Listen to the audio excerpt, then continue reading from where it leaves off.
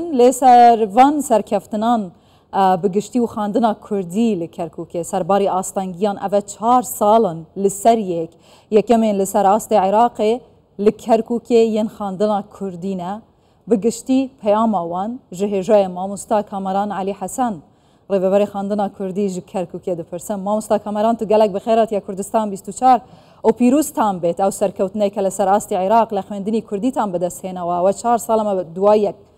بتایبەت ئەم ساڵە یەکەمی سەراستی عراق یەکەم و دووەم و سێم لە خوێندنی کوردی بوونە لە کەرکووک بزانم لەو ڕوانگەیە پێیانتان چییە؟ بەڵێ سوپاستانەکەین ئێمە پیرۆزبایی لە ئێوەشەکەین پیرۆزبایی لە میلەتەکەمانەکەین لە شارەکەدا بەڕاستی ئێمە ساڵانە یەکەمەکانی شاری کەرکووک و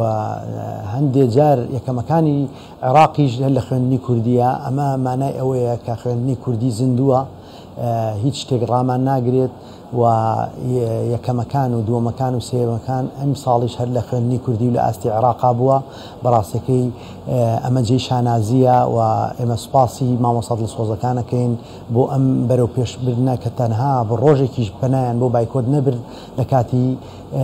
ئەوەی کە لە کاتی خوێندنە هۆڵەکانیان بەجێ نێژ ئەمە جێی دەستخۆشیەوە سوپاسی ئەو پاڵپشتی سەرۆکی حکوومەتی هەرێمەکەین دایمەن لەگەڵ لە شارەکانی هەرێم جامانی نەکردوێتەوە پاڵپشتەکانی و زۆر سوپاسی بێپایانمان بۆ جەنابی وەزیر دکتۆر ئالان هەیە بەڕاستیەکەی و ئەزانین کە جەنابی وەزیر لە کەرکووک دەوامەکات هەموو کێشە و گرفتەکانمان بە دواداچوونی بۆ دەکات ئەوەی کە شایانی باسە جێی سوپاسە هەر دوێنێ ئێوارە پەیامی سەرۆکی حکوومەتی پێمان گەیانەوە و پیرۆزگایی بە هەموو قوتابی و خوێندکارەکان گەیاندووە و نزیکەی بۆ شایانی باسە نزیکەی زیاتر لە 50 جار زیاتر کە ئیتیساڵی تەلەفۆنی کردووە بە ئێمە و بە خانوادەی ئەو قوتابی سەرکەوتوانەی کە لە شاری کەرکووکە بەڕاستی ئێمە جێ ڕێز و سوپاسە و ئێمە ئەو پشتگیری حکوومەتی هەرێم نەبێت بەڕاستی ئێمە ئەو قوتابی خوێندکارانەمان ئاوا لە ئاستی یەکەمدا نادەبن. مامۆستا کامەران وەکە بەڕێوەبەری خوێندنی کوردی لە کەرکووک حەزەکەم بزانم ئێوە هەستان چوونە و 4 ساڵە بە دوای یەکە قوتابیەکانتان دەبنە یەکەم لەسەر ئاستی عێراق. بەڵێ وڵایی ئێمە هەستێکی زۆر ئەوەمان هەیە لەبەر ئەوەی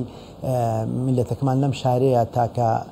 فەرمانگە هەبێ کە سەر کە نوێنەرایەتی کورد بکە کە بە زمانی خوێندنی خۆمان بە زمانی دایکە خوێنین لەم شارەیە هەردەم ئەمانەوە سەرکەوتوو بێ بەڵام ئەم قوتابی خوێندکارانە سەری ئێمەیان بەرزەوە کردو و شانازین بۆ هەموو گەلی کوردمان هەم لە کوردستان و هەم لە شاری کەرکووک بەڕاستی هیچ خوێندنێکی کە کێبڕکەی ناکات و هیچ شتێکی و هیچ کۆسپێک و هیچ ناڕەحەتی ڕامان ناگرێت ئەوەش ئازایی و ئەگەڕێتەوە بۆ دڵسۆزانی مامۆستایان و کەسوکاری قوتابی و خوێندکارەکان کە مناڵی خۆیانەکەنە بەر خوێندنی کوردی و زمانی دایکردنەوە زمانی دایکی خۆیان وە متمانەیان بە حکوومەتی هەرێم هەیە ئەو فەرمانگەیە هەیە کە لەم شارەیە پاڵپشتی ئەکرێ و کۆمەڵی دڵسۆزەی باتە ڕێوە سپاس بۆ هەموو لایەک. خوێندنی کوردی بەگشتی لە کوردستانە بە درێژایی ساڵی خوێندن ڕوبڕووی گەلک ئاستانگی و ئاڵنگاری و زەخت و فشار بووە کەرکووکیش بەدەر نەبووە لەو فشار و زەختانەی کە لە سەر ئاستی ناوخۆ دەرەوەشی بوو سەر هەبووە و هەوڵیاندا بە هەر شێوەیەک بێ یعنی خوێندنی کوردی لە کەرکووکە بە تایبەت کەمی بکەنەوە بەرامبەر ئەو ئاڵنگاریانە ئەو زەخت و فشارانە ئێوە ئێستا چی دەڵێن بەو سەرکەوتنەوە؟ وڵاهی ئێمە ئەو لە دوای بە تایبەتی لە دوای 16 ئۆکتۆبرەوە خوێندنی کوردی زۆر بربەستی بۆ دروستەکرا لە هەموو ڕوویەکەوە بەڵام خۆشبەختانە بەرەو پێشچوون ڕۆشتووە هیچ شتێک ڕامانی نەگردووە ئەویش دڵسۆزی مامۆستایان و کەسوکاری قوتابیان و بەڕاستەکەی ئەو پاڵپشتی حکوومەتی هەرێم لە ئێمە ئەکال لە ڕێی جەنابی وەزیرەوە ئەمە جێی شانازیە و ئەم قوتابی خوێندکارانە بەڕاستی دلیلە لەسەر ئەوەی جوابێکە وەڵامێکە بۆ ئەوانەی کاڵی خوێندنی کوردی بەرەو داوە دەڕوات و ئێمە دەڵێن نەک بەرەو داوە ئەڕوا بەڵکو ئەبێ هەموو خوێندنەکانی کە چاوی لێ بکەن و هەر ئیمساڵ لە ساڵی 2023-2024 نزیکەی 170 قوتابیمان کە قوتابخانەیەکە کات لە خوێندنەکانی کەواتە لە لە خوێندنی عەربی وانی ترەوە هاتنەتە سەر خوێندنی کوردی ئەمە مای دڵسۆزیە ئەمە مای دڵخۆشیە بەڕاستیەکەی ئێمە شانازی بەوە ئەکەین کە بە زمانی دایکی خۆمان نەخوێنین و ئەو هەموو پاڵپشتیشمان نەکرێ سەرڕای هەموو ئاستەنگەکان کە لە بەغداوە بۆمان دروستەکرێ لە پەروەردەی ناوەندەوە بۆمان دروستەکرێ بەڵام میلەتەکەمان و ڕۆڵەکانمانی ڕانەگردووە لە پێبەرە و پێشچوو.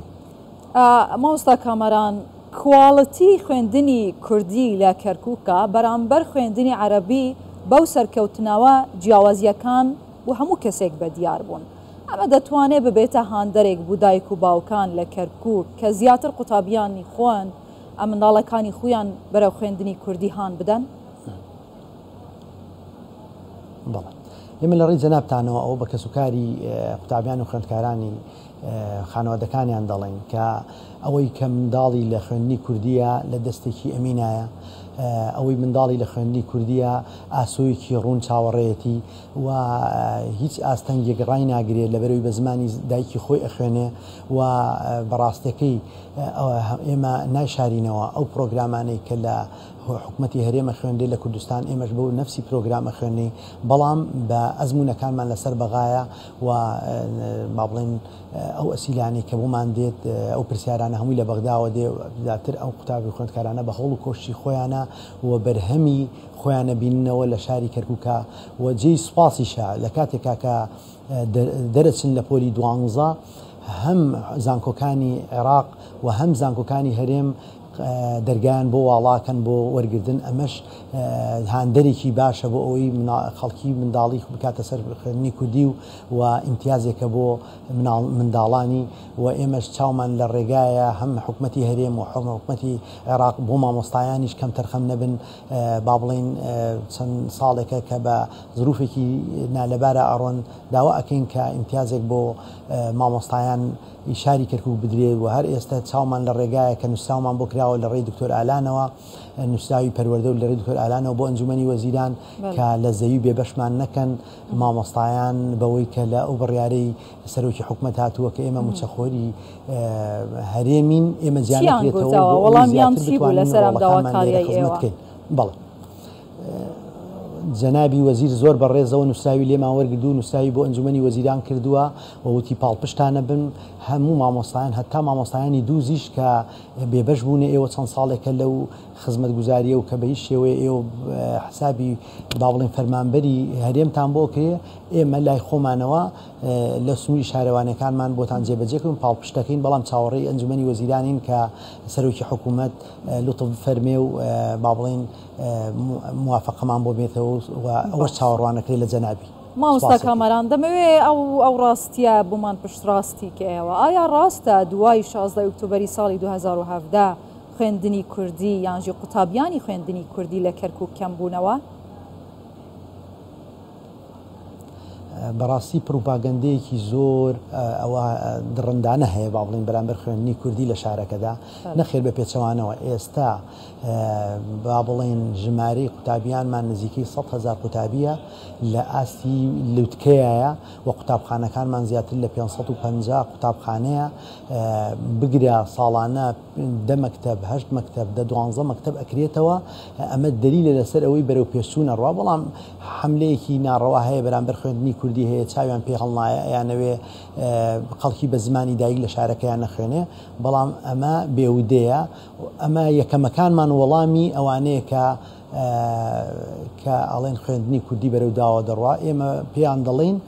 وەڵامەکانتان ئەوە بەرهەمەکانی خوێندنی کوردیە کە